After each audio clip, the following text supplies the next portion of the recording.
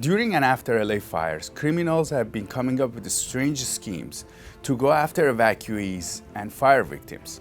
My guest today is LA District Attorney Nathan Hochman. He's here to tell us what he has seen on the ground and how criminals will be dealt with. I'm Siama Korami. Welcome to California Insider. Nathan, it's great to have you back on. Welcome back. Carl, thank you very much. Great to be back on. We want to hear what's going on. These devastating fires have caused a lot of crime, and criminals are coming and taking advantage of the victims. Can you tell us what's been happening? So here's how I see what's been going on for the last 10 days. You've got the good and the bad. And the good is I've watched firefighters really act heroically, fighting these fires, putting their own lives on the line to save lives and to save people's homes.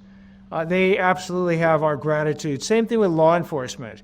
Law enforcement has literally been working 24 hours a day to stabilize the situation, to rescue people, and do their best to protect people from coming into evacuated areas and keeping the people that shouldn't be there out. I'm also incredibly impressed by the over 200,000 people who've evacuated and cooperated.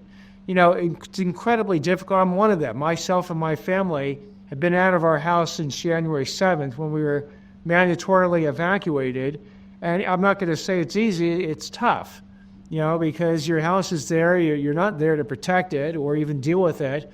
And you're counting on law enforcement to do its job, and they are.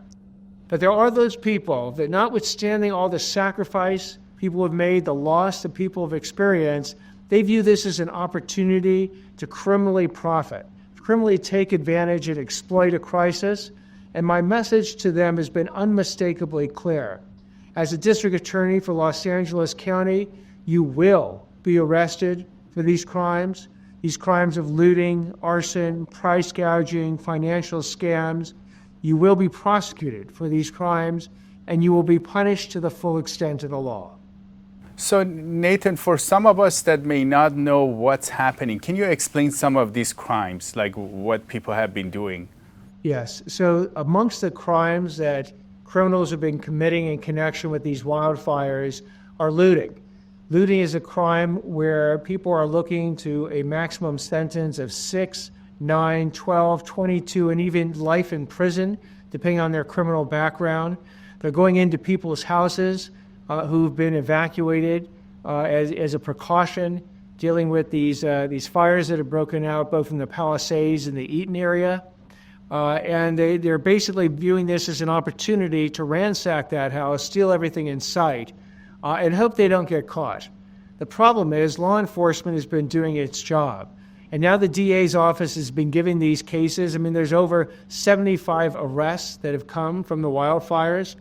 And we are going ahead and doing our job, which is prosecuting these people to the maximum extent possible. And what about the arson? Who is doing the arson, and what is it like? So the arson cases that we have brought so far, and the average maximum sentence of those cases is going to be 9 years in prison, are people committing arsons at smaller levels, not the major arsons that have led to the fire, if it in fact is arson, but people just thinking that this is the time to light stuff on fire in their communities. We've arrested and now have charged people in a variety of different cities across LA County for just lighting brush on fire, lighting trees on fire, lighting trash cans on fire, lighting pallets of wood on fire, burning a tractor trailer. Why they're doing it, what they're thinking about, it's despicable to go ahead and be setting these fires, even though they get put out, even though residents have been excellent at notifying law enforcement, and law enforcement has jumped on this. There are still some very despicable people out there who view this as an opportunity to play around with fire, and the consequences are going to be state prison. And these are not the normal residents, right? These are, or are they like average residents that have decided to do this? Well, in the arson cases, we're seeing people who live generally in the areas that the arsons are being set off. Again, these are the smaller fires. With looting, it was absolutely not the residents that were coming into these evacuated areas and stealing property from these homes. These are people outside those areas who came into them with the sole purpose to go ahead and commit these crimes. And do they come with cars? We heard some people came with scooters, but do they have, what do they look like, and do they come with cars? Well, they come with cars, they come with burglary tools, hacksaws, pliers, wrenches, things to get into a house. They come sometimes impersonating firefighters, impersonating law enforcement officers. I don't know about scooters. That would be a new one. I haven't seen the scooter case yet. It's mostly people driving up. Now, they don't drive directly to the house. They'll try to drive to some part of the neighborhood and jump fences to get there. But eventually what's happening is that they're getting caught, arrested, and now prosecuted. And what about the scams? We have heard from some of our reporters that some people are going out there and buying people's properties and having notaries with them, and they're going to the victims. Can you tell us what kind of scams are going on right now? So sadly, we've seen all different types of scams. There's price gouging. The law allows you, if you have a hotel, a residence, a room you want to lease or rent, that you can only charge 10% more than it was on the market for before the wildfires. So if you had something on the market for, let's say, $5,000, you can charge up to $5,500 now. If you go beyond $5,500, you're engaging in price gouging. That is both a crime where you can go to jail for it. It is both a civil offense and you can be sued for it, and you will absolutely be publicly shamed for it. And we are bringing those price gouging cases. There's people who are taking advantage of people who want to donate money to the people who have suffered. But these criminals are setting up fake GoFundMe sites. And they're targeting people saying, look, if you want to give to this particular needy person or needy neighborhood or needy organization, send us cryptocurrency, send us cash, send us a credit card that will go to a fake bank account. We have seen those schemes that we're going after. We're also going to see insurance schemes where people are pretending to be valid and real insurance companies, and they're not.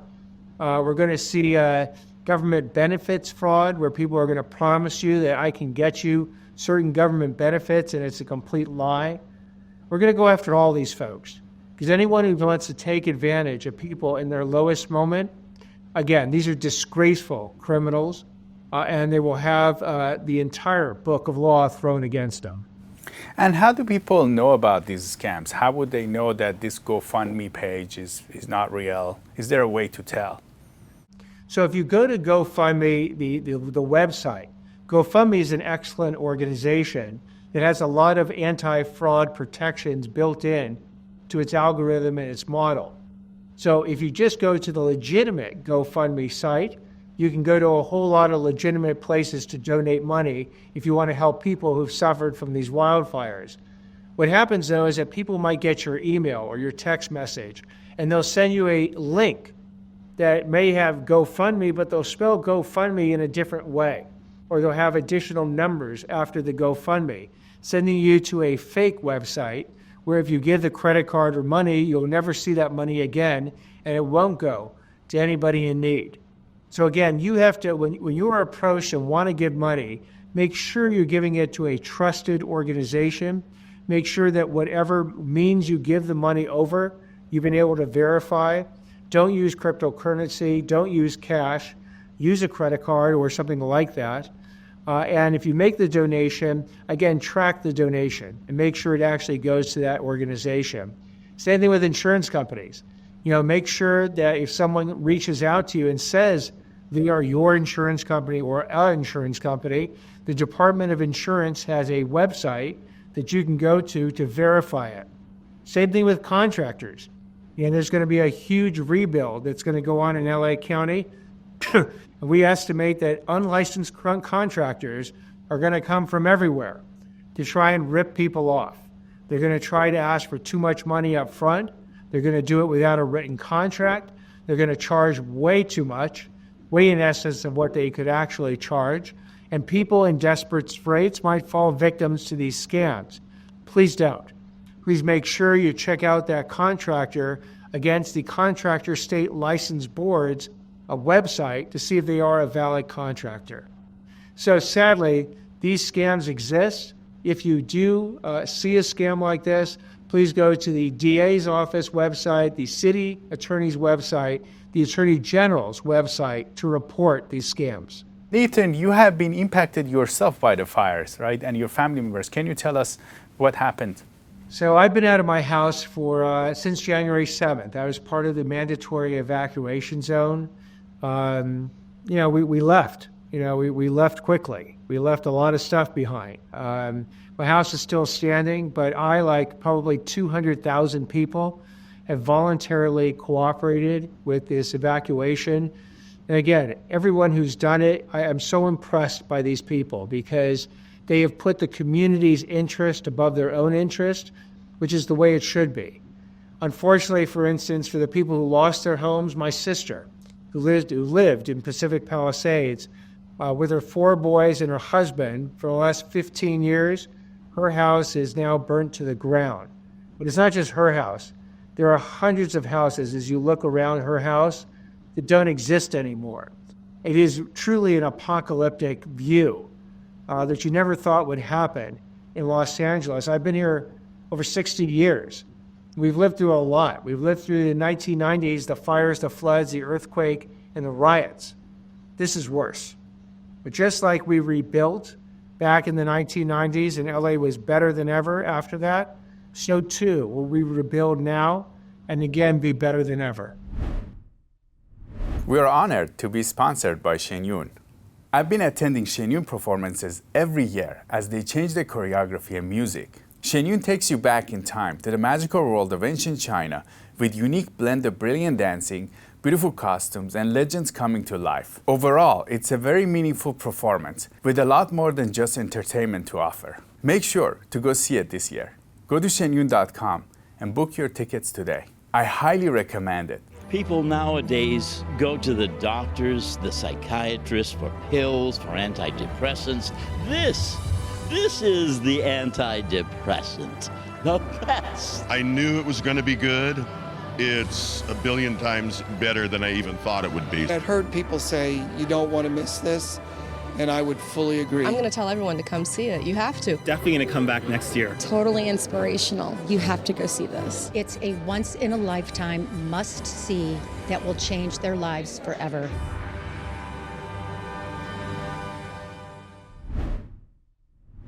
Now, is it disappointing for you to see the type of crimes that are coming out in this time of crisis? It's incredibly disappointing to see the ugly side of human nature. And while so many people have rallied together and have shown a community spirit that is unprecedented here in Los Angeles, there are those who decide that they want to take advantage and exploit this crisis. Shame on you. And if you want to do it, the DA's office, the U.S. Attorney's office, the city attorney's office is going to come after you, and justice will be swift and it will be significant. Now, Nathan, you just got elected a couple of months ago, and you started a month ago, like in office, right? What is it like? The district attorney's office and being the DA of the LA County District Attorney's Office, opportunity of a lifetime. I get to lead 750 of some of the most talented lawyers in the nation doing justice literally across this county for 10 plus million residents. So that was the day-to-day job before the wildfires showed up. This is just added to what we do, but everyone is literally, energized to go ahead and bring safety and security to our community, bring justice to its residents, working overtime. I mean, these are 12 to 14 to 16-hour days back to back to back, but that's okay. That's what I signed up for when I wanted this job. And again, it is truly an opportunity that I treasure coming to work every day. Now, for people to know, did the crime uptick a lot in these last few days? Or is it just a few people taking advantage of this situation? Well, certainly there was no wildfire-related crime before the wildfires. So the opportunity when people know that there are houses out there that the owners are actually ordered not to be in, some people view that as an opportunity to commit crime. So I've made it clear that I've sent a warning to all those would-be criminals that it is a different day and age. You will be held fully accountable for your actions. Your actions in connection with this wildfire are despicable, and you will be punished to the maximum extent possible.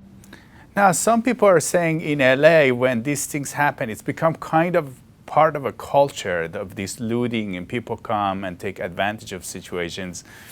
Do you think it's become part of the culture, or do you think this is something that can go away fast?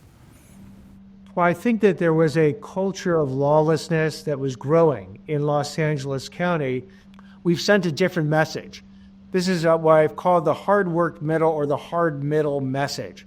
It's a rejection of extreme blanket policies, either decarceration on one side that says we're not going to prosecute certain crimes, or mass incarceration on the other side that says we're just going to put people to fill up the jails without a regard for the factional law. I come down in the middle, and it's a hard work middle because it requires a lot of work. You got to look at each case individually, the individual defendant, the defendant's background, the crime committed, and the impact on the victim to determine who the true threats are to our public safety. And those are often the repeat offenders who need to be in jail, and the ones that aren't, your first-time nonviolent offender who still has to pay back a debt to society if they violate society's laws. But that's where non-prison alternatives come into play, whether it's community service, restitution, pay it back if you stole something, or a diversion program if you have a serious drug addiction, which gives you a choice of going to state prison or going through a rigorous 18-month, one day at a time drug rehab program that if you succeed will wipe that crime from your record. So that is the approach we have now brought in. That approach is being applied to the current situation as well. And I've got over 750 really dedicated prosecutors who are thrilled to have the shackles released from them and be able to use their collective wisdom of over 100, probably thousands of years collectively to do this work. What is your assessment of the policing in LA? How's the police force doing in LA right now? The environment with the police, I don't think has been as good as it is right now for years. I meet with the sheriff of LA County all the time, the LAPD chief, Chief McDonald, who's new to the job. I meet with the 45 police chiefs from across the entire county, and I'm hearing from them that their officers understand that now they can bring cases to the DA's office, and the DA's office will give each and every one of those cases a fair look, which is all they ask for. And so they're doing their job, we're doing our job, and people will be safer as a result. Now, you have been asking the state to help you with some looting laws, right? Am I correct about that?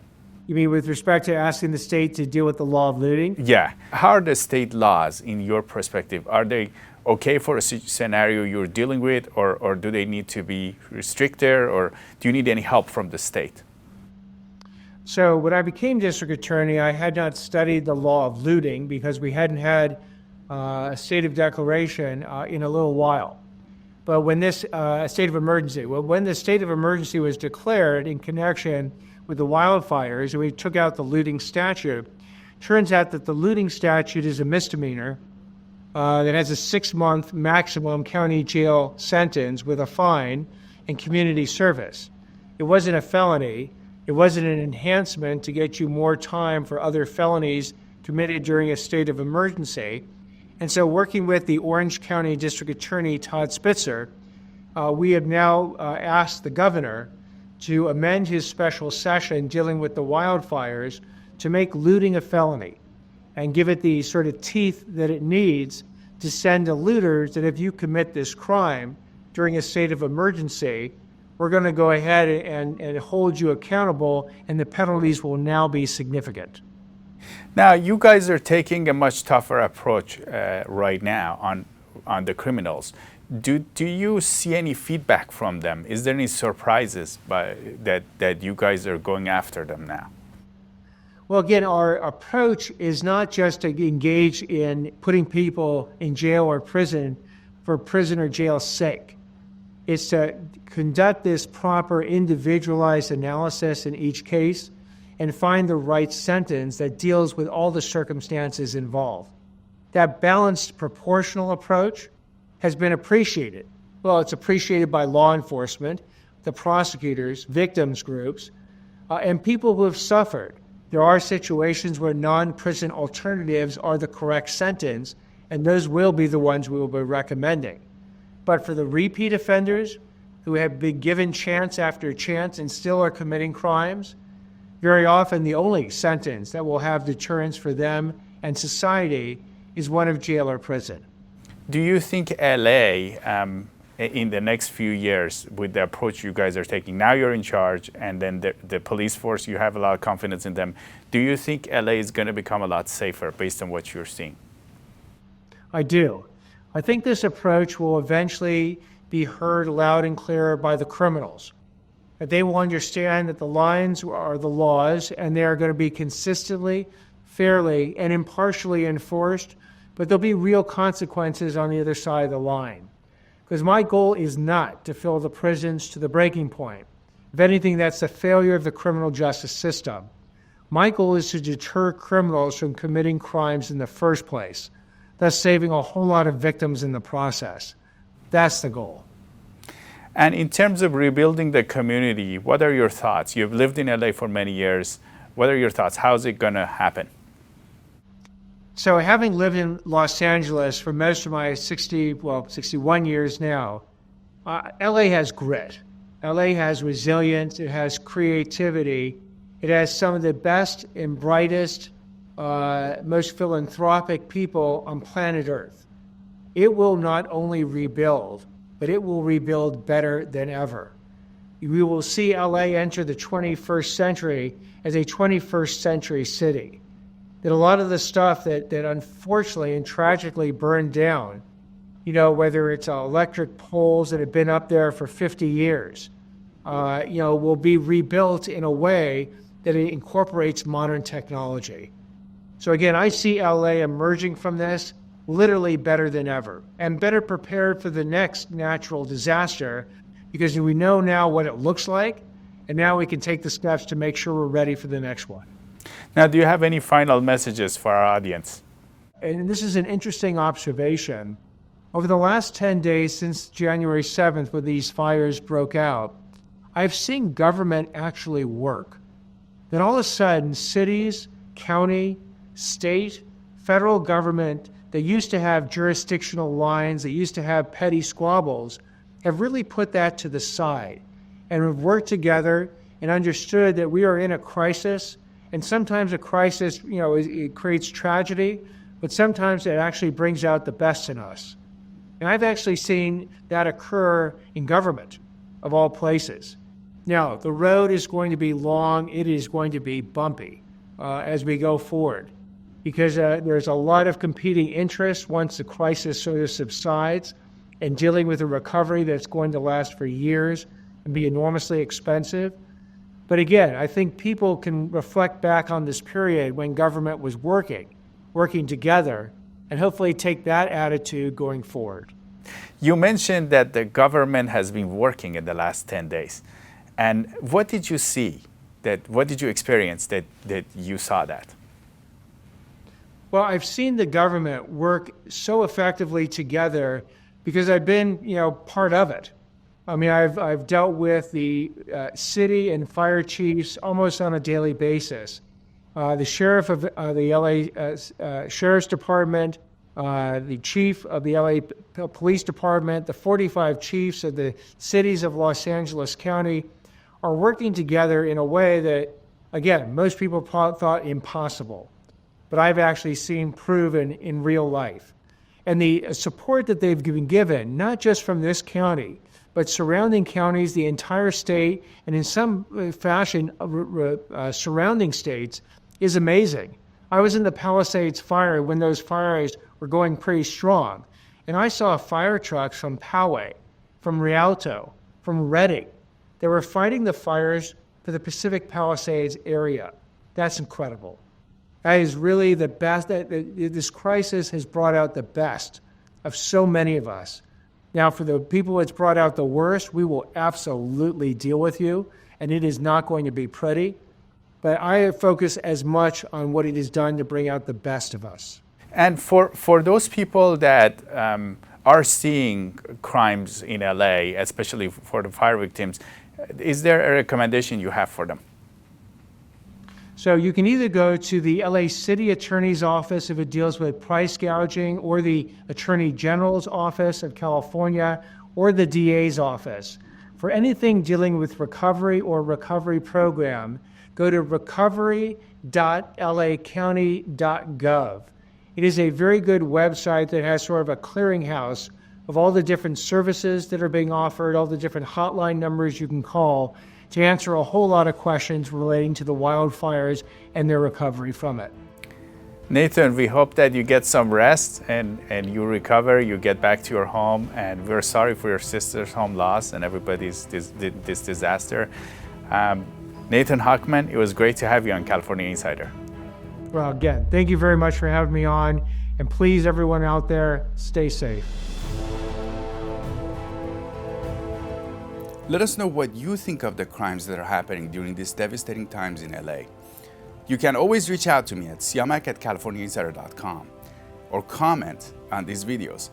We will always read all of your comments. Thank you.